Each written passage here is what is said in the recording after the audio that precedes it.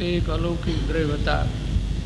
અલૌકિક એમનું પરિણમન હતું ને અલૌકિક એમનો પુણ્યનો વાણીનો યોગ પણ કોઈ અલૌકિક સાતિશય યોગ હતો. ગુરુદેવશ્રીને શ્રુતની લબ્ધિ હતી. કરનારને તો કોઈ કાનમાં અમૃતની ધાર કરતું હોય એવું મીઠું લાગે. કેટલાક જીવોને તો એવું લાગ્યું છે કે જાણે કોઈ દૈવી વાણી આવે છે. એવું અસાધારણ એક યુગ પુરુષ જેવું ગુરુદેવનું વ્યક્તિત્વ હતું ને કર્તૃત્વ પણ એવું. પરમેશ્વરની જગ્યાએ નિમિત્ત છે તો અખંડ મોક્ષ માર્ગને એમણે જીવંત રાખ્યો છે. એમના વચનોમાં એવો કોઈ જાદુ છે, કોઈ ચમત્કાર છે. જઈને અજય કોઈ બી ખૂણે ખાંચરે કોઈ પાત્ર જીવ હશે, યોગ્ય હશે, જીવનનું હિત થઈ જાય એવું અંદર તત્વ પીડ્યું છે. એમાં કાંઈ બે મત નથી. મોક્ષ માર્ગ સુધી પહોંચવા માટેનું જે તત્વ એમણે આપ્યું છે એમનો પરમ ઉપકાર છે. અંધનો જીવ છે એટલે બારંગ રચવાના છે ભવિષ્યમાં. બહુ સૂક્ષ્મ નજર હતી કે વર્તમાન સમાજને ખરેખર શું જરૂર છે એમને બહુ જ્ઞાનમાં આવ્યું છે. એમના વચનામૃત બહાર પડ્યા ત્યારે ગુરુદેવ ફીડા થઈ ગયા, આફરીન થઈ ગયા. એક એક બોલમાં એકનું અધ્યાત્મનું અમૃત જ છે એમ કહ્યું તો ચાલે. ભાવનાનો વિષય સ્થાપીને તો એમને નિવેડો લાવી દીધો છે. વૃક્ષોનું તો એક રત્ન જ હાથમાં આવી ગયું એમ કહીએ તો ચાલે. ગુરુદેવશ્રીના મહાપુરાણનું આ એક પાત્ર છે. સોનગઢની તીર્થભૂમિ, એ તીર્થભૂમિમાં સમ્યક દર્શન રૂપે સપૂત કોઈ નહોતો જાગ્યો, નહોતો પાક્યો. ત્યાં સુધી આગળ જે ધર્માત્માઓ થયા એ સોનગઢ ભૂમિમાં નથી થયા, જુદી જુદી ભૂમિમાં થયા. જ્યારે ગુરુદેવની જે સાધના ભૂમિ છે એ સાધના ભૂમિમાં સાધનાનું એક નવું કલગી યશ કલગી ઉમેરાણું અને એ ભૂમિ પણ ફલવંતી થઈ અને એક ફળ પાક્યું છે. એ સોગાનીજી છે. પૂજ્ય સોગાનીજીનું બહુમાન એ માત્ર એક વ્યક્તિનું બહુમાન નથી, એ સમ્યક દર્શનનું બહુમાન છે. અને જે સમ્યક દર્શન ધારક મહાત્માઓ ધર્માત્માઓ છે તે અનંતા ત્રણેય કાળના ધર્માત્માઓનું એમાં સન્માન છે.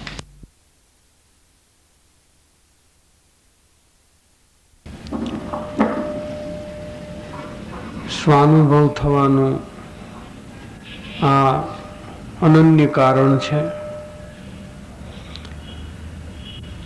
અથવા આ વિધિથી સ્વાનુભવ થઈ શકે છે. અને ત્રણેય કાળે એક જ પ્રકારે ઉપાય, એક જ પ્રકારે માર્ગ હોવાથી માર્ગ ભેદ ક્યારે પણ નહીં હોવાને લીધે વેદ જ્ઞાન એકમાત્ર સ્વાનુભવનું સાધન છે અથવા સ્વાનુભવનું કારણ છે. એ ભેદ જ્ઞાન કેવી રીતે કરવું એ વિષય અહીંયા સંક્ષેપમાં છે. સમયસારમાં મોક્ષ અધિકારમાં એનો વિસ્તાર છે.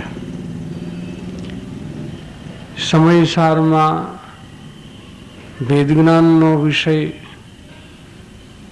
કોઈ પણ અધિકારમાં આચાર્ય મહારાજે છોડ્યો નથી.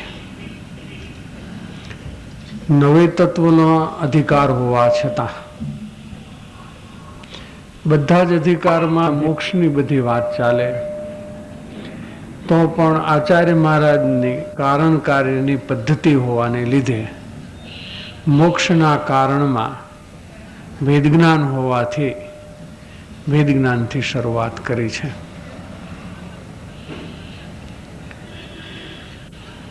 હે જી બધા કોઈ અધિકારમાં ભેદ જ્ઞાન નથી એવું નથી. સંવર અધિકારમાં પણ મુખ્યપણે એ વાત લીધી છે. નિર્જરા અધિકારમાં પણ ભેદ જ્ઞાનની પરિણતિ જ લીધી છે. એ કોઈ અધિકાર બાકી નથી.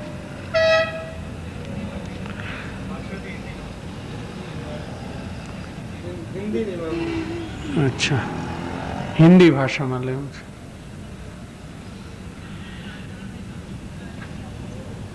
गुरुदेव श्री का ये 56 नंबर का वचनामृत है. पृष्ठ संख्या 37. भेद ज्ञान का विषय चला है इस वचनामृत में.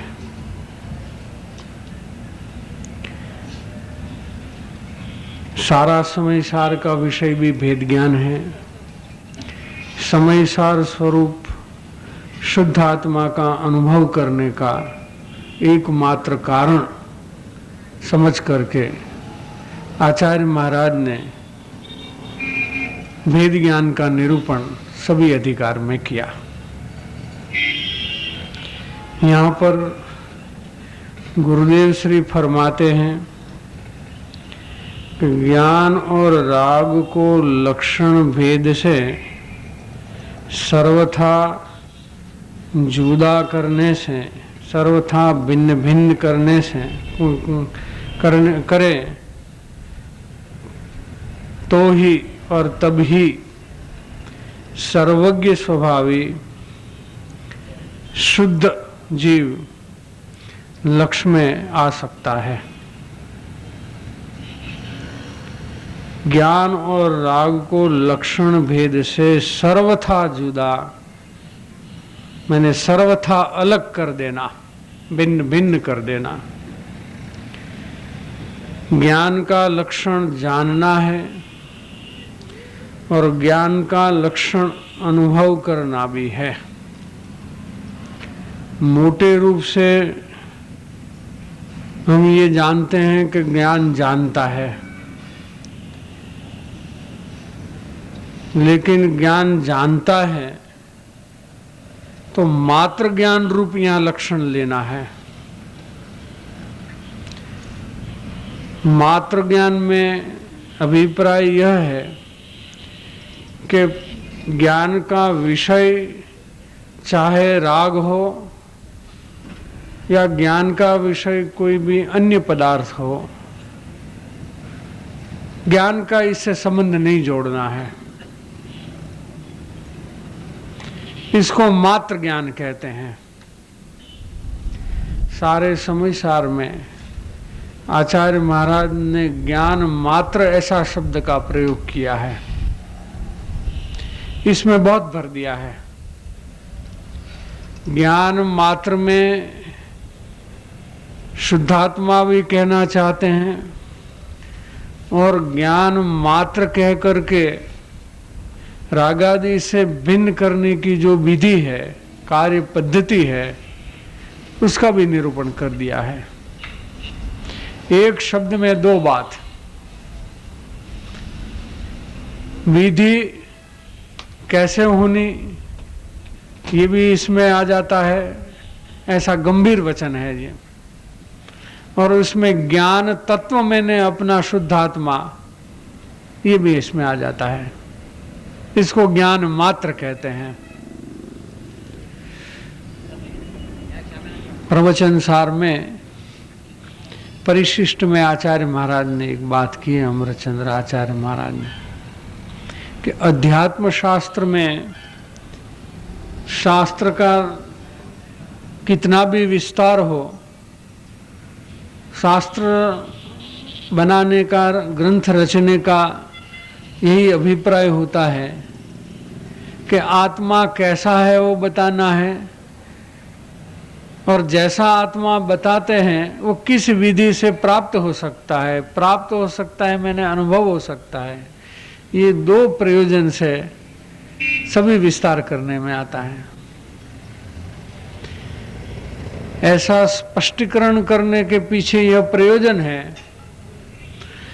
कि पढ़ने वाले को, सुनने वाले को ये पता चले कि मेरा भी यही प्रयोजन होना चाहिए, कि मेरा स्वरूप कैसा है और मुझे ये अनुभव में कैसे आ सके।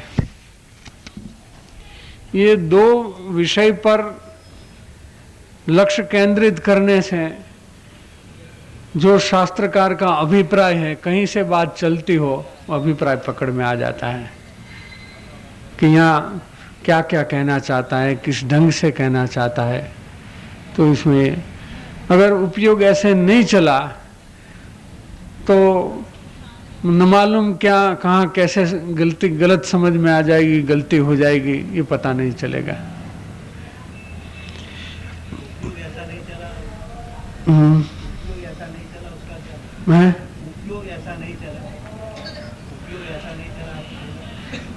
अगर ऐसा उपयोग नहीं चला कि ये शुद्धात्मा बताने के लिए विस्तार कर रहे हैं और शुद्धात्मा का अनुभव करने के लिए कह रहे हैं, ये दो ही बात इसमें प्रधान है। मैंने केंद्र स्थान में ये दो बात है, तो उसी केंद्र स्थान में ही लक्ष्य रखने का है, उपयोग को रखने का है। अगर ऐसा इस तरह से उपयोग नहीं चला तो कहने वाला कहेंगे तो जो कहेंगे सो कहेंगे, लेकिन समझने वाला कुछ और समझेगा, ये बात हो जाएगी। क्योंकि शास्त्र की तो यही मुख्य पद्धति है, अध्यात्म शास्त्र की तो ये मुख्य बात है कि शुद्धात्म स्वरूप बताना, तत्व बताना, आत्म तत्व बताना और उसकी प्राप्ति के लिए जो विधि है उसको बताना, यही पद्धति है। और 12 अंक का सार भी यही है। ऐसे देखो तो 12 अंक का सार भी यही है।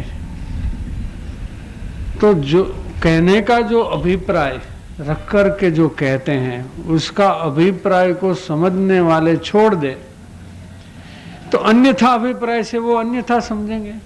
सीधी सादी बात है। अभिप्राय अन्यथा है तो समझ में भी बात अन्यथा हो ही जाएगी सहज रूप से। यहां तो मूल मुद्दे की बात है कि भेद ज्ञान है वो स्वानुभव की कार्य पद्धति है, इसलिए भेद ज्ञान से ज्ञान और राग को लक्षण भेद से सर्वथा भिन्न करना। ऐसे तो भेद ज्ञान के प्रकरण में 2-3 बातें चलती हैं। हमारे मुमुक्षु समाज में भेद ज्ञान के विषय में 2-3 बातें चलती हैं। एक तो देहादि पर द्रव्य से आत्मा की भिन्नता का विषय चलता है। जड़ पुद्गल से चैतन्य स्वरूपी आत्मा, ज्ञान स्वभावी आत्मा भिन्न है। एक तो ये भेद ज्ञान के विषय में बात चलती है। दूसरी, ज्ञान और राग भिन्न भिन्न है, मेरे स्वभाव और विभाव भिन्न भिन्न है, ये भी एक बात चलती है। तीसरी, भिन्नता के विषय में ये भी बात चलती है कि दृष्टि का विषयभूत जो परम तत्व है, त्रिकाली सामान्य परम पारिणामिक भाव, ये चारों प्रकार की पर्यायों से भिन्न है। उदय, उपशम, क्षयोपशम और क्षायक, चारों भावों से पारिणामिक भाव है सो भिन्न है। चारों में से एक भी पारिणामिक भाव स्वरूप नहीं। चारों पर्याय उत्पाद व्यय रूप होती है और पारिणामिक भाव अनादि अनंत न उत्पाद रूप है कभी, न कभी व्यय होता है इसका। ये 3 बात होने पर भी जिसको भेद ज्ञान शुरू करना है, उनको ज्ञान और राग से भिन्नता करनी। बात तो 3 इसलिए कही कि अब चालू शुरू कहां से करना, भेद ज्ञान कहां से शुरू करना। तो ये 3 में से यहां से शुरू करना, ऐसा कहने का अभिप्राय है। संवर अधिकार में भी यही बात ली और ये मोक्ष अधिकार में भी यही बात ली। तो ज्ञान का लक्षण वहां सुख लिया है, अनाकुलता लिया है मोक्ष अधिकार में, और राग का लक्षण लिया है आकुलता। ऐसा दो लक्षण लिया है। ऐसा क्यों लिया? कि ये वेदनभूत लक्षण है। राग में आकुलता वेदने में आती है, और ये आकुलता है वो स्थूल भाव है। आकुलता समझ सके, पकड़ सके अनुभव में, ऐसा एक भाव है। और ज्ञान में ऐसी आकुलता नहीं होती। ज्ञान कैसा ज्ञान? कि जो मात्र ज्ञान है उसमें, ज्ञान मात्र में आकुलता नहीं है। वरना तो ये कहेंगे कि हम तो ज्ञान करने में भी आकुलता करते हैं, ज्ञान होने में भी हमको तो आकुलता का अनुभव होता है, कि नहीं, ज्ञान करने में नहीं होता है। लेकिन ज्ञान के साथ जो राग है, कषाय है, उसमें आकुलता है, और दोनों का एकत्व हो जाता है। इसलिए ज्ञान में आकुलता भाषित होती है, महसूस होती है, किंतु ज्ञान में, मात्र ज्ञान में आकुलता कभी नहीं है। आकुलता राग में ही होती है, ज्ञान में कभी आकुलता होती ही नहीं। इसलिए दोनों अपने वेदन से भिन्न भिन्न अनुभव में आता है। तो ऐसा जो वेदनभूत लक्षण लिया, इस वेद ज्ञान के प्रकरण समझाने में ये वेदनभूत लक्षण लिया, इसका ये मतलब निकलता है कि वेद ज्ञान ये कोई विचार विकल्प की चीज नहीं। क्या इसका मतलब निकलता है? जैसे सुख और दुख, आकुलता दुख है, निराकुलता सुख है। तो सुख है दुख, सुख और दुख ये कोई परिभाषा की चीज नहीं, बातों की चीज नहीं, ये तो अनुभव की चीज है। जैसे लड्डू खाने की चीज है, सूंघने की चीज नहीं है, देखने की चीज नहीं है। मिठाई तो खाने की चीज होती है। न देखने से इसका पेट भरता है, न कोई सूंघने से इसमें पेट भरता है, चाहे इसमें सुगंध डाली हो या इसका रंग कलर अच्छा बनाया हो। वैसे सुख और दुख तो अनुभव में आने वाली चीज है, और अनुभव में आने वाली चीज को ठीक तरह से समझनी हो तो अनुभव से समझनी चाहिए। इसकी बात से इतनी वो समझ में नहीं आएगी जितनी वो अनुभव से समझ में आएगी। इसलिए कहते हैं कि राग का लक्षण आकुलता है और ज्ञान का लक्षण निराकुलता है। दोनों का लक्षण भिन्न भिन्न है। इस प्रकार से भिन्न भिन्न है, ऐसा लिया।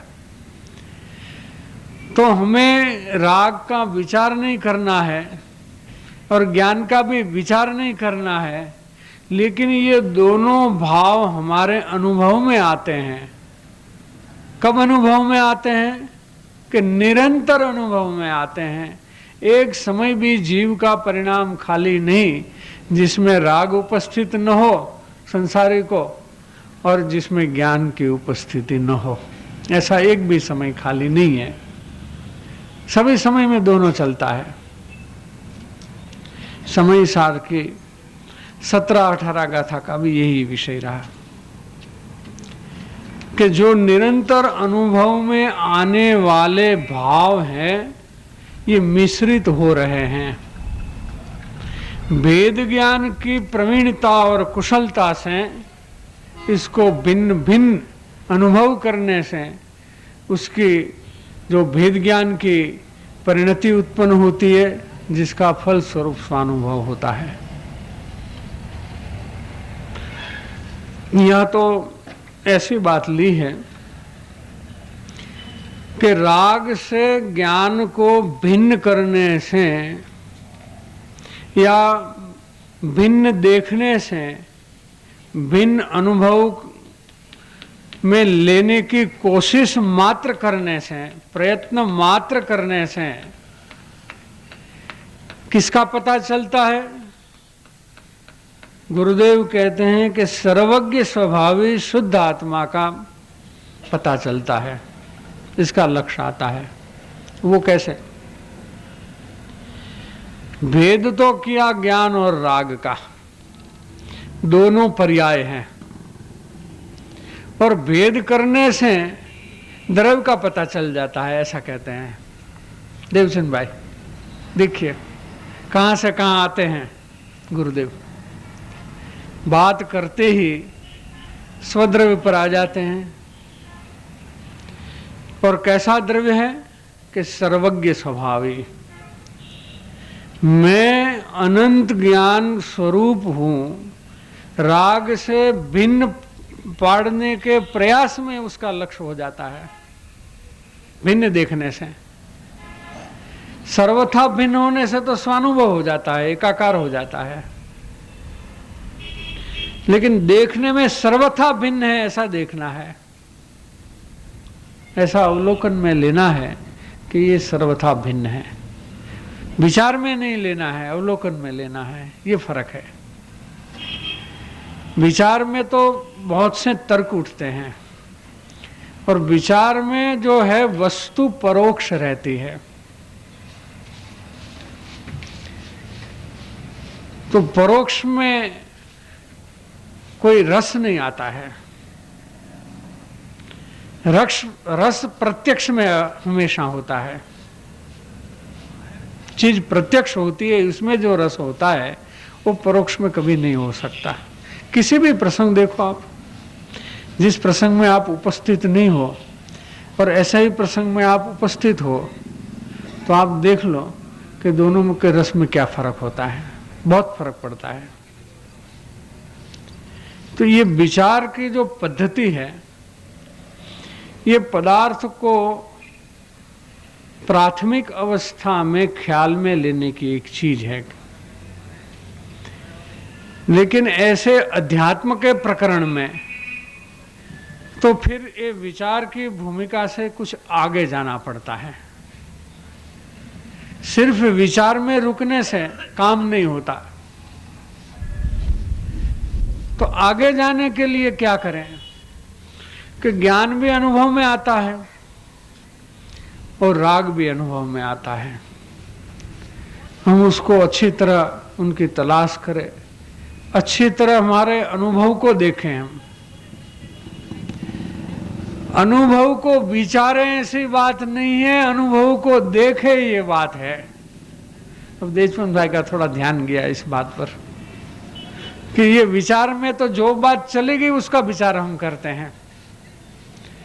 जो राग चला गया और जो ज्ञान की पर्याय व्यतीत हो गई, इसका विचार हमें नहीं करना है। ऐसे भेद ज्ञान नहीं करना है हमें, और ऐसे भेद ज्ञान होता भी नहीं। ये तो एक भेद ज्ञान का विचार है। कुछ हमें तीव्र राग हुआ और उसमें आकुलता भी हो गई, तो हम पीछे से इसका विचार करते कि हाँ इस भाव में आकुलता बहुत थी। और ज्ञान है, हमने सिर्फ जानने मात्र में कुछ आकुलता नहीं होती है। जैसे हम कई चीजों को जानते हैं जिससे कोई प्रयोजन नहीं, कि ये खंबा है, क्या प्रयोजन है, हमको आकुलता नहीं हुई। जैसे स्थूल रूप से, तो स्थूल रूप से ये बात विचार में आती है कि राग में आकुलता है, ज्ञान में आकुलता नहीं है, मात्र जानने में आकुलता नहीं है। लेकिन ये से विचार भेद ज्ञान का प्रयोग नहीं है, विचार ये भेद ज्ञान की कार्य पद्धति भी नहीं है। यहाँ तो साक्षात कार्य पद्धति कैसे होनी चाहिए, अगर ऐसा लेना है तो जो अनुभव में आ रहे हैं यही भावों को देखना है के काल में, बाद के काल में नहीं। ये विचार की पद्धति हो गई। कई लोग ऐसे पूछते हैं कि विचार पद्धति और प्रयोग पद्धति में क्या अंतर है, और कहीं ऐसा भी प्रश्न इस विषय में आता है कि प्रयोग के काल में विचार तो होते ही रहते हैं, तो फिर आप विचार को प्रयोग से अलग कैसे करते हो, कैसे छांटते हो, कैसे मानते हो, कैसे समझते हो इस बात को? क्योंकि प्रयोग के काल में विचार चलते हैं। प्रयोग कोई ऐसे निर्विचार पद्धति नहीं है, इसमें भी प्रयोग में विचार काल तो है ही, तो फिर बात अलग अलग कैसे हैं? कि विचार है वो चीज को परोक्ष रखता है। यहाँ परोक्ष भावों की बात नहीं है, जो चले गए वो भावों की बात नहीं है, जो चल रहे हैं उनकी इनकी बात है। यही अंतर है विचार और प्रयोग में, है? भले विचार दोनों काल में विचार होने पर भी दोनों में अंतर है, यही बात है। बहुत अंतर है, थोड़ा प्रयोग करके देख लेना कितना अंतर है।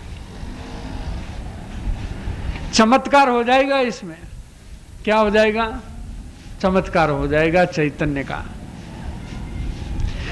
ये भी कोई सही मौके पर हो गया तो बहुत बड़ी बात है। ये सही मौके मैंने कोई ऐसा कोई बढ़िया प्रसंग में हो गया तो कोई बड़ी बात होती है इसमें।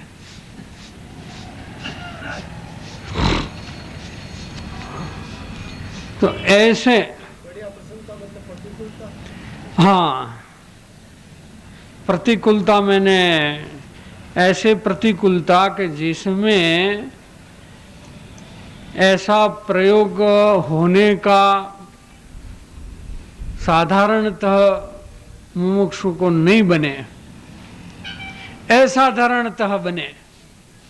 ऐसा जैसे कोई जीवन मरण का प्रसंग हो, तीव्र वेदना का प्रसंग हो। देवचंद भाई ऑपरेशन तो अभी भी हुआ ना, तीव्र वेदना का प्रसंग हो, उस काल में ज्ञान में वेदना की कोई सत्ता नहीं, वेदना के परिणाम में ज्ञान की कोई सत्ता नहीं। ये देखना है, ये देखना है, यही वस्तु स्थिति है।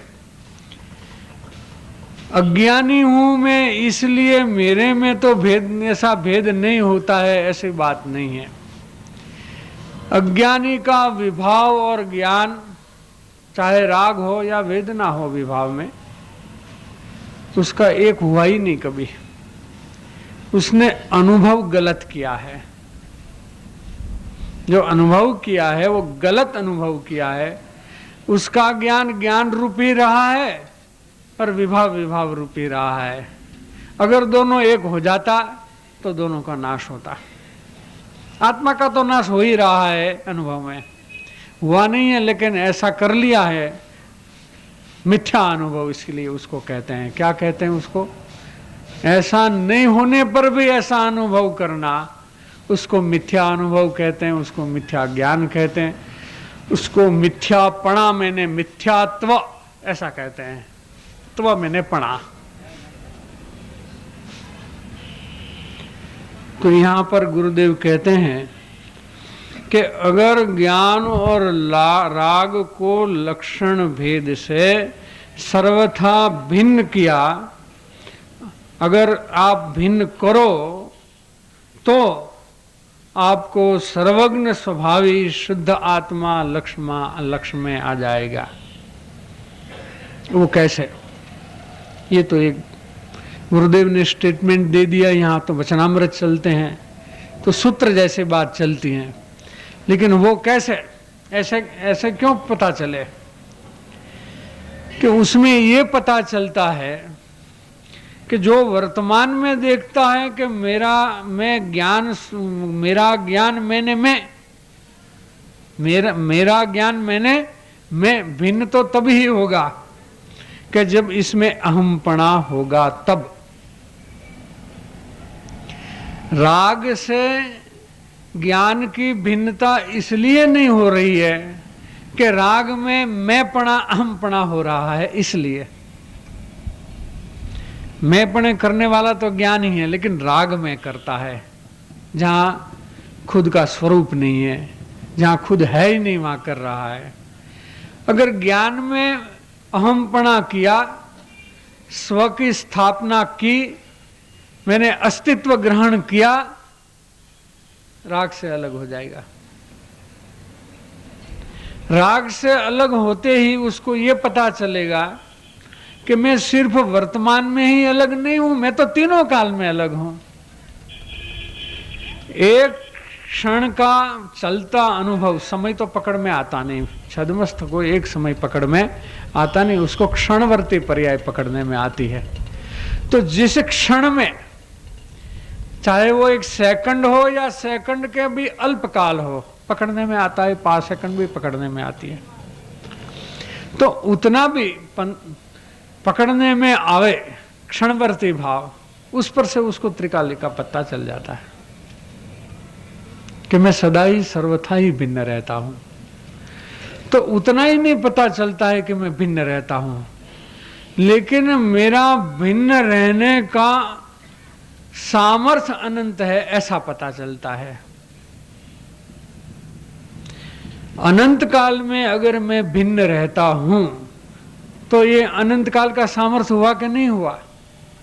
एक काल में भिन्न हूं तो ये वर्तमान काल का सामर्थ्य है। तीनों काल में अगर मेरा ज्ञान स्वरूप भिन्न रहा तो ये तीनों काल का सामर्थ्य है। तो उसका अनंत सामर्थ्य का पता चलता है। ज्ञान का अनंत सामर्थ्य कहो या सर्वज्ञ स्वभाव कहो, एक बात है। यहां से केवल ज्ञान का पता चलता है। इसके पहले केवल ज्ञान कैसा है, मोक्ष तत्व कैसा है, इसका पता चलता ही नहीं कभी। बात मोक्ष अधिकार में ली है अवश्य, लेकिन ये मोक्ष तत्व का पता यहां भेद ज्ञान से चलता है। क्योंकि त्रिकाली सामर्थ्य जो समझ में आया, लक्ष्य में आया, तो उसकी पर्याय कैसी है वो भी स्वतः समझ में आ जाती है। इसलिए सर्वज्ञ स्वभावी शुद्धात्मा लक्ष्य में आता है, ऐसा कहा। एक भेद ज्ञान करने से सर्वज्ञ स्वभावी आत्मा लक्ष्य में आता है। लक्ष्य में आता है मैंने कोई थर्ड पर्सन लक्ष्य में नहीं आता है, मैं ही ऐसा हूं ऐसा लक्ष्य में आता है। उसका नाम लक्ष्य है। लक्ष्य का विषय स्वयं है और लक्ष्य करने वाला भी स्वयं है, दोनों स्वयं है, कोई अलग अलग चीज नहीं रही। ये 2 पंक्ति में इतनी बात भरी है।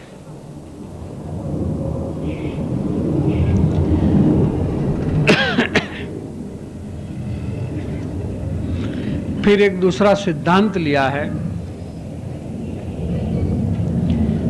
कि जैसे जो संपूर्ण वितराग होता है वही सर्वज्ञ हो सकता है। रागी जीव सर्वज्ञ नहीं होता। अन्य मत में, अन्य दर्शन में और जैन दर्शन में ये बहुत बड़ा फर्क है। अन्य दर्शन में जो भी ईश्वर की कल्पना है, इसमें त्रिकाल वेत्ता होता है, ईश्वर सबको जानता है, कोई बात भगवान से अनजानी नहीं रहती, ये बात वो लोग मानते हैं। लेकिन इनकी वितरागता का वहाँ स्वीकार नहीं है। वो ईश्वर को, ऐसे जानने वाले ईश्वर को किसी न किसी प्रकार का राग होता है ऐसा आरोप कर बैठते हैं। कम से कम उतना तो सही कि अपने भगवान, अपने भक्त को वो भीड़ के समय में मदद करता है। ये तिरुपति बालाजी से लेकर के सब चलता है यहाँ ऐसा कि भगवान तो भक्त को मदद करे ही करे, पर इसलिए इस बहुत चक्कर बड़ा चलता है। वो अपने भगवान को त्रिकाल वेत्ता नहीं है ऐसा नहीं मानते, वो अल्पज्ञानी है ऐसा नहीं मानते कभी। इन लोगों को तो ये भी पता नहीं कि जैन दर्शन में भी ये सर्वज्ञपना या त्रिकाल वेत्ता ऐसा होता है, ये इन लोगों को नहीं पता है। हमारे एक संबंधी है, हमने पूछा कि भाई आप तो वैष्णव है, लेकिन अपने संप्रदाय में तो भगवान त्रिकाल वेत्ता होता है। क्या बोले? अपने संप्रदाय में, वैष्णव संप्रदाय में तो भगवान है वो त्रिकाल वेत्ता होता है, और तुम जैन दर्शन में क्यों चले गए? मैंने कहा वहां तो एक भगवान त्रिकालवेत्ता नहीं होता है, वहां तो अनंत भगवान त्रिकालवेत्ता होता है। 24 तीर्थंकर त्रिकाल होता है। तो क्या बोलते हो, ये लोग भी त्रिकाल होता है, त्रिकाल को जानता है क्या? जैनों में भी त्रिकाल को जानने वाले होते हैं क्या? मैंने कहा भाई वहां एक नहीं है, वहां तो अनंत है। ऐसे अनंतों आत्माओं की ऐसी सत्ता का स्वीकार है वहां। लेकिन ये बात जैन दर्शन की बात जैनियों में भी गुप्त है, तो अजैनियों में तो गुप्त होवे ही होवे, वो तो कहां से बेचारे जाने। तो कहते हैं कि जैसे जो संपूर्ण वितराग होवे वही सर्वज्ञ हो सके। इसका ये भी अभिप्राय हुआ कि राग से ज्ञान को आवरण आता है। जहां राग रहता है वहां ज्ञानावरणी अवश्य बंधता है। राग होवे और ज्ञानावरणी नहीं बंधे, ऐसा कभी बने ही नहीं।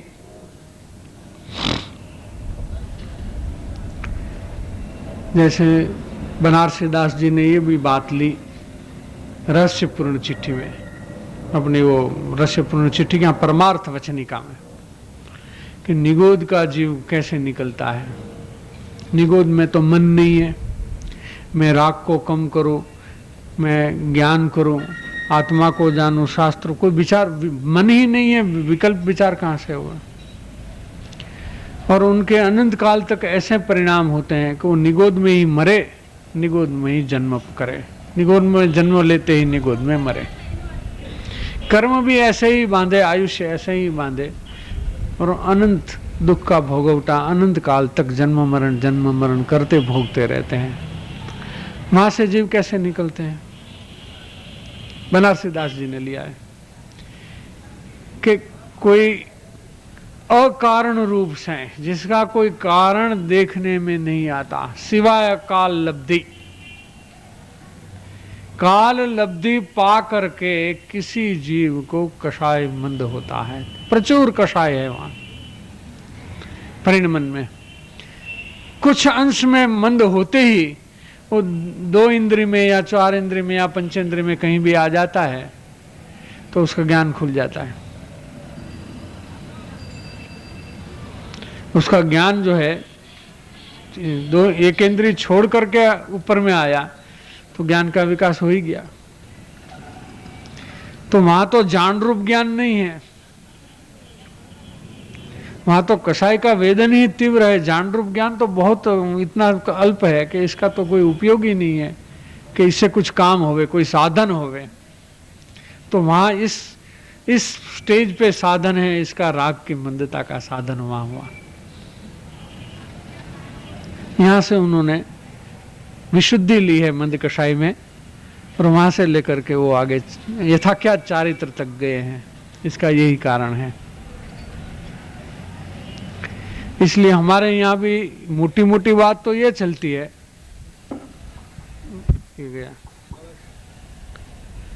मोटी मोटी बात तो ये चलती है कि सम्यक दर्शन के पहले तो अकेले शुभ राग होते हैं। सम्यक दर्शन के पहले तो अकेला शुभ राग होता है। तो जो भी करो ये तो शुभ राग रूप है, कुछ भी करो शुभ राग रूप है। ऐसे स्थूल अभिप्राय में क्या गलती होती है कि आत्मस्वरूप की भावना क्या चीज है, स्वरूप की जिज्ञासा क्या चीज है, स्वरूप प्राप्ति की लगनी क्या चीज है। ऐसे जो कितने परिणाम हैं कि जो स्वरूप के संशोधन के लिए करने में आते हैं। जैसे ये भेद ज्ञान का प्रयास है, ये तो सम्यक दर्शन तो बाद में होता है, पहले तो प्रयास होता है इसका। तो अकेला शुभ राग ऐसा करके अगर सबको निकाल देवे तो क्या होगा? फिर तो कोई कार्य पद्धति नहीं बैठेगी।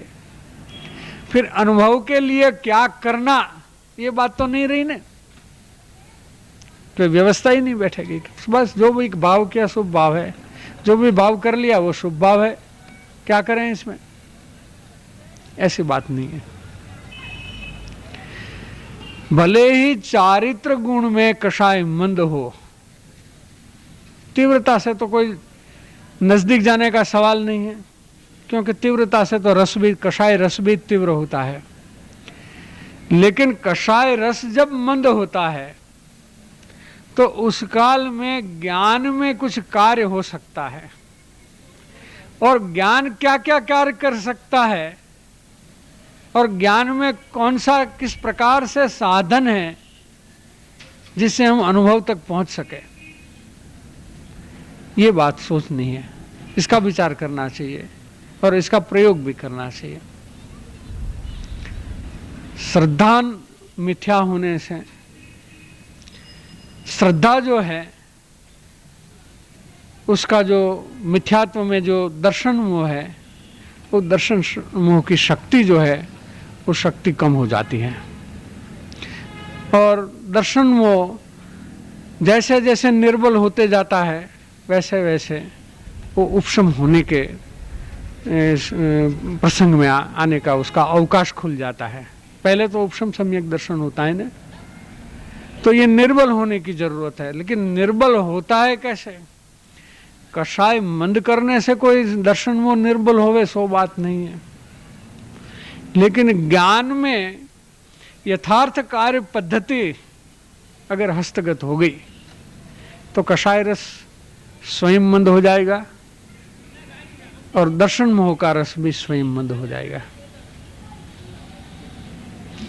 और सर्वज्ञ स्वभावी शुद्ध जीव ज्ञान में आएगा, लक्ष्य में आएगा। ज्ञान में मैंने लक्ष्य में आएगा कि यही मैं हूं, ऐसा मैं हूं, ये लक्ष्य पर बात आएगी।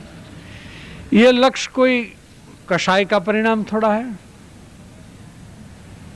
और ये लक्ष्य कोई शुभ भाव का स्वरूप है क्या?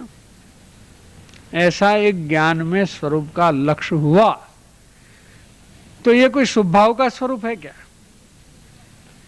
लेकिन स्थूल रूप से ऐसा ही विचार कर लेवे कि सम्यक दर्शन के पहले तो सब शुभ ही होता है, तो ऐसा विचार नहीं करना चाहिए। जिसको स्वानुभव और सम्यक दर्शन लेना है, यहां तक पहुंचना है, लेना मैंने यहां तक पहुंचना है, कम से कम क्या, कम से कम यहां पहुंचना है। उतनी सीमा नहीं है हमारी, ये कोई मर्यादा नहीं है हमारी, ये तो अल्प स्थिति वाली स्थिति है, दशा है। लेकिन कम से कम इस जीवन में यहां तक पहुंचे, पूर्णता के लक्ष्य से।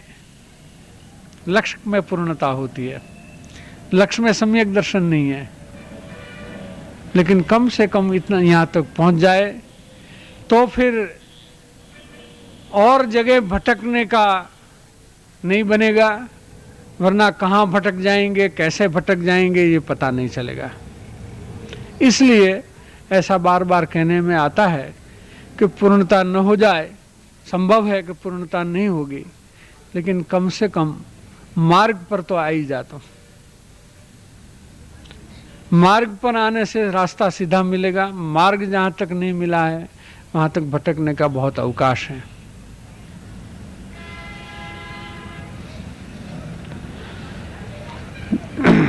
तो ये तो दृष्टांत रूप से लिया है कि जैसे जो संपूर्ण वितराग होते हैं वही सर्वज्ञ होते हैं, वैसे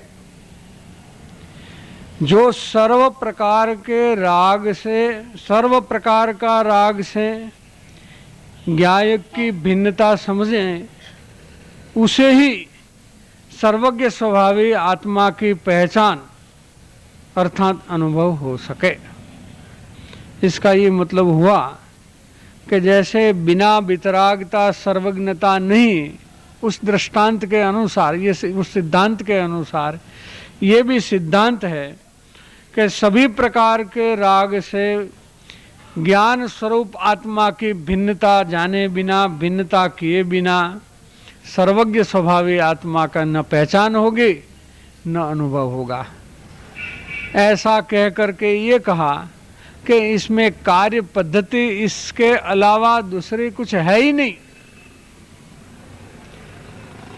और ये भी एक मार्ग की सुंदरता है कि एक ही कार्य पद्धति है तो उसको हम ठीक तरह समझ करके उसको ही ग्रहण करें। दो चार बात होवे तो कहीं भूल हो जाए, लेकिन एक ही बात है तो फिर उसमें भूल होने की क्या गुंजाइश है। आपको बतावे कि एक यही रास्ते पे चलना है, बात खत्म हो गई। वैसे लंबा विकल्प चलाने के कोई सवाल नहीं, कोई लंबा विचार करने के सवाल नहीं। जो एक मार्ग है, एक विधि है, उसको ठीक तरह समझ ले और उसको ग्रहण कर लें तो काम आगे बढ़ता है। अगर ऐसा नहीं करे तो काम नहीं आगे नहीं बढ़ेगा, सीधी सादी बात है। इसलिए ये बात को यहाँ स्पष्ट करते हैं कि सर्व प्रकार के राग से, राग मैंने विभाव ले लेना, मैंने राग में द्वेष सब आ जाता है, सभी प्रकार के, सर्व प्रकार लिया। इसका मतलब ये है कि विभाव मात्र। और ये विभाव को सभी प्रकार के लेने में ये एक ऐसा अभिप्राय है कि इसकी जाति पहचाने बिना कभी कभी इसमें गलती हो जाती है। कैसे कि तत्व के विचार में या कुछ एकाग्रता करने के प्रयोग में, वो मन वचन काया के प्रयोग, योग के प्रयोग करते हैं लोग भिन्न भिन्न प्रकार के, उसमें कषाय मंद मंद तर हो जाता है, अधिक मंद हो जाता है, तो कुछ शांति अनुभव में आती है, शाता का अनुभव होता है। ये मुमुक्षु दशा में किसी भी प्रकार के शाता के अनुभव में ठीकपना कभी नहीं आना चाहिए। ये एक चेतावनी है, बड़ी चेतावनी है। क्योंकि जहां विभाव का स्वरूप है वहां स्वभाव का स्वरूप हो जाएगा फिर कि ये ठीक है, ये अच्छा है, ऐसी शांति होनी चाहिए, ऐसी साता मिलनी चाहिए। ये नहीं कभी होना चाहिए, अटक हो जाएगी, योग्यता रुक जाएगी, इसमें से ये होगा। इसलिए जिसने सभी प्रकार के राग मैंने विभाव को पहचाना है, उसको कभी राग किसी भी प्रकार का रूप लेकर सामने आ जाएगा तो पहचान जाएगा। ये रूपांतर होने से कभी गलती हो जाती है। ये मानसिक साता, मानसिक शांति एक कषाय का रूप है, मंद कषाय का रूप है। अगर इसकी जाति नहीं पहचानी तो उसमें इष्टपना हो जाएगा, क्योंकि वेदन अच्छा है इसका, साता का वेदन। जीव ने प्राय साता को भोग वेदन में लिया है तो मुकाबले में उसको ठीक लगता ही है, अच्छा लगता है, लेकिन वो अच्छा नहीं है, वो विभावी है और विभाव का निषेध ही करना है। ये एक खास बात है सभी प्रकार के राग से ज्ञान की भिन्नता का, वरना गड़बड़ी हो जाएगी वहां।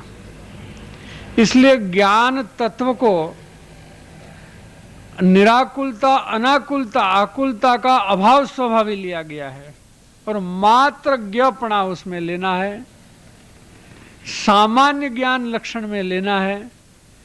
मति ज्ञान, श्रुत ज्ञान, इंद्रिय ज्ञान, विकल्प समेत ज्ञान, बहिर्मुखी ज्ञान, परलक्षी ज्ञान, ऐसा कोई ज्ञान का लक्षण नहीं लेना है। लक्षण में ऐसा कोई ज्ञान नहीं लेना है। ये तो एक विशिष्ट ज्ञान हो गया जो अभी इस दशा में चल रहा है। उसमें ये भी एक प्रश्न होता है कि कौन सा ज्ञान लक्षण है। हमारा ज्ञान तो इंद्रिय ज्ञान है और बार ही बार चलता है। अगर इसको आत्मा का लक्षण समझे तो आत्मा का ऐसा स्वरूप है क्या? मूल स्वरूप ऐसा नहीं है आत्मा का। इसलिए मात्र ज्ञान कहने में भी यही कारण है कि ये सभी प्रकार के ज्ञान के विभाव को भी भिन्न जानना है। विभाव में विभाव जाति कषाय की तो ली, चारित्र गुण के परिणाम की तो ली, तीव्र मंद कोई कुछ भी हो, लेकिन ज्ञान का विभाव को भी नहीं साथ में लेना है। ये ज्ञान का विभाव है, जो बहिर्लक्ष्य होता है, वो जो सम्यक होता है उसमें नहीं है। लेकिन उसमें भी जितना पराश्रय होता है उतना विभाव है। क्या? जो उसमें भी सम्यक मोक्ष मार्ग में भी जितना परिवर्तित होता है ज्ञेय से ज्ञानतर, उतना विभाव अवश्य है। जिसमें पर का अवलंबन करता है उसका विभाव अवश्य है, पर को जानता है वो विभाव नहीं है। और ये एक तकलीफ होती है हमारे यहाँ, ये थोड़ा विवाद भी चलता है अपने मुमुक्षु समाज में स्वपर प्रकाशक के विषय में, कि छदमस्त तो पर सन्मुख हुए बिना पर को जान नहीं सकता, और जब छदमस्त पर सन्मुख हुए बिना पर को जान नहीं सकता है तो परम के जानने में अवश्य उसको दोष हो ही जाएगा। इसलिए उनको अवश्य पर को जानने का बंद करे, यही इनको लिए इष्ट है, यही इनके लिए बचने का साधन हो जाएगा। इसलिए पर प्रकाशकपणा को बंद करो, ये रास्ता गलत है। ये ज्ञान के स्वरूप को नहीं समझता। पर का जानना होवे, ये ज्ञान का दोष नहीं होता है। पर को जानने जावे, वो ज्ञान का दोष होता है। ज्ञान का होना एक बात है, ज्ञान को वहां ले जाना दूसरी बात है। दो बात अलग अलग छांटनी चाहिए, अलग अलग समझनी चाहिए, वरना दोनों एक हो जाएगी। ऐसा नहीं है। तो यहाँ कहते हैं कि सभी प्रकार के विभाव से ज्ञान मात्र को लक्षण बना के पूरा ज्ञायक स्वभावी आत्मा, सर्वज्ञ स्वभावी आत्मा को लक्ष्य में लेना है। और यही आत्मा को लक्ष्य में लेने से पहचान होगी, और पहचान होने से ही अनुभव होगा। बिना पहचान किसी को अनुभव हुआ हो, ये 3 काल में बनने वाली चीज नहीं है। ऐसे सानुभव पहचान करने वाला जीव विरल ही होता है। क्या कहते हैं कि इस प्रकार से भेद ज्ञान करके अनुभव तक पहुंचने वाले जीव बहुत कम होते हैं। समोसरण में भी मिथ्या दृष्टि से सम्यक दृष्टि की संख्या कम होती है। सम्यक दृष्टि से ऊपर ऊपर के गुण स्थान वालों की संख्या हमेशा कम रहती है।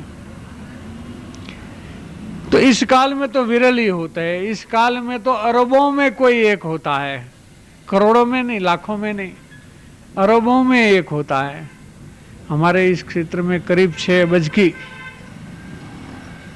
आबादी है, 585 करोड़ से कुछ अधिक होगी। इसमें 6 सम्यक दृष्टि निकालना मुश्किल है। अरबों में एक होते हैं, इतनी विरल परिस्थिति है। लेकिन इसका मतलब ये नहीं कि हमारा नंबर इसमें नहीं लग सके, ऐसा कोई ऐसी बात नहीं है इसमें। ये तो एक ऐसी बात बताई कि इसकी कीमत कुछ अधिक है, लेकिन हम इसके काबिल हैं। हाँ, जैसे कोई चीज कीमती होती है तो हम खरीद करेंगे या नहीं करेंगे, इसकी तुलना करनी है हमें। तो जो जिसकी पात्रता नहीं है उसको ये लगता है कि हो अरबों में एक होता है, जब तो अपना काम नहीं है, अपना नंबर कैसे लगेगा इसमें। और पात्रता वाले को अंदर में से ये आता है, अपनी आत्मा में से आवाज आती है कि मैं तो ये अरबों में मेरा नंबर आएगा, मुझे क्यों नहीं मिल सकता है। जिसको प्राप्त हुआ है वो भी मेरे जैसे थे, तो उनको मिला, मुझे नहीं मिलने का कोई सवाल नहीं है। इसकी कीमत है, इतनी है, कम नहीं मूल्यांकन करे। इसलिए उसको बताया जाता है कि ये वस्तु स्थिति है। ये तो वस्तु स्थिति भी ऐसी है, कोई कीमत चढ़ा बढ़ा के बढ़ा देनी है ऐसी भी बात नहीं है। और आश्रय स्थान में ऐसा मेरा मूल स्वरूप है, यही मेरा आश्रय स्थान है। इसका आश्रय लेकर अवस्था सहज रूप से शुद्ध हो ही जाएगी, स्वतः ही हो जाएगी, क्योंकि मेरा स्वरूप ही ऐसा है। ऐसा मुझे श्रद्धान में आया है, मेरा लक्ष्य में आया है, और मेरी श्रद्धा में ये आने से मेरे जो पूर्ण दशा है उसमें कोई शंका का स्थान नहीं, शंका की कोई गुंजाइश नहीं। निशंक रूप से अल्पकाल में ये अवस्था समीप में दिखने में आ जाती है। उसको मोक्ष की प्रतीति कहने में आते हैं। मोक्ष तत्व की प्रतीति, ये स्वयं का मोक्ष तत्व की प्रतीति है, दूसरे का मोक्ष तत्व की प्रतीति नहीं है। जो वितराग और सिद्ध हो गए हैं इनकी प्रतीति का ये विषय तो व्यवहार से कहा जाता है, निश्चय प्रतीति तो अपने आप की होती है। इसमें तो इस तरह ये अभूतार्थ मैंने नहीं है, भूत मैंने होना, अभूतार्थ मैंने नहीं होना, उसकी उपस्थिति नहीं है। कब नहीं है कि त्रिकाल में नहीं है, मेरे में अभी नहीं है तो त्रिकाल में नहीं है। एक समय जो सब समय, वेद अवस्था जो ही, पुण्य पाप रहित निज शुद्धात्मा की मैंने भूतार्थ नायक स्वभाव की अंतर में दृष्टि होते ही स्वानुभूति प्रकट होती है, और वही सम्यक दर्शन और सम्यक ज्ञान है। क्या कहते हैं कि ऐसे विभाव भाव रहित निज शुद्धात्म तत्व की मैंने प्रकट प्रत्यक्ष, भूतार्थ मैंने प्रकट प्रत्यक्ष, भूतार्थ मैंने छता, ऐसे स्वरूप की अंतर में मैंने अंतर्मुख होकर के दृष्टि मैंने श्रद्धान होते ही श्रद्धा की व्यापकता अपने स्वरूप में हो जाते ही सम्यक दर्शन, स्वानुभव और सम्यक ज्ञान जिसको बोलते हैं, सभी अनंत गुण के पर्याय प्रकट हो जाती है। उसको स्वानुभूति अनुभव कहते हैं, उसको ही सम्यक दर्शन कहते हैं, उसको ही समय सार कहते हैं। ये 144 में का उसको ही समय सार कहते हैं, उसको ही पक्षांति क्रांत कहने में आया है। समय हुआ है, यहाँ तक रखें।